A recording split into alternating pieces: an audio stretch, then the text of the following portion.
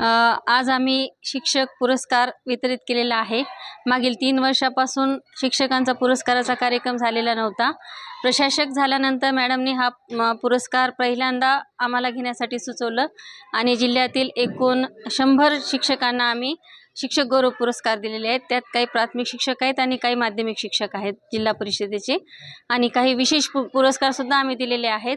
काही प्रायोजित पुरस्कार असतात, ते प्रतिवर्ष 7 प्रमाणे आम्ही 21 पुरस्कार ते दिलेले आहेत। आणि शिक्षकांचा हा पुरस्कार खूप दिवसापासून रखडलेला होता, तो आम्ही यावेळेस माननीय मुख्य कार्यकारी अधिकारी महोदय यांच्या सूचनेनुसार आम्ही तो पुरस्काराचा कार्यक्रम या ठिकाणी घेतलेला आहे।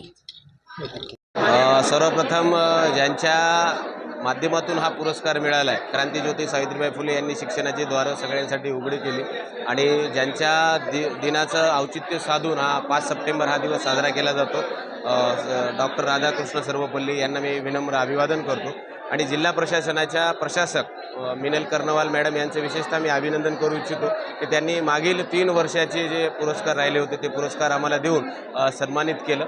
खरंच हा एक आनंदाचा क्षण आहे।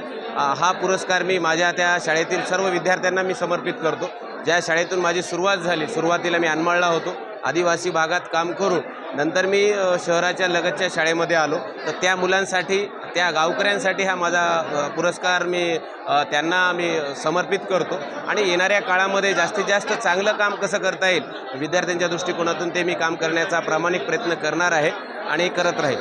धन्यवाद।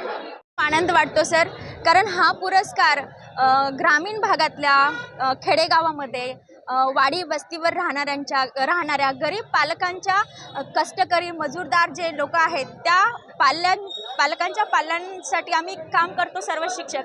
तर हा पुरस्कार तमाम महाराष्ट्र राज्यातील गोरगरिबांच्या मुलांसाठी जेही शिक्षक काम करत आहेत त्या सर्व शिक्षकांना हा पुरस्कार सन्मानित आहे, अर्पण आहे।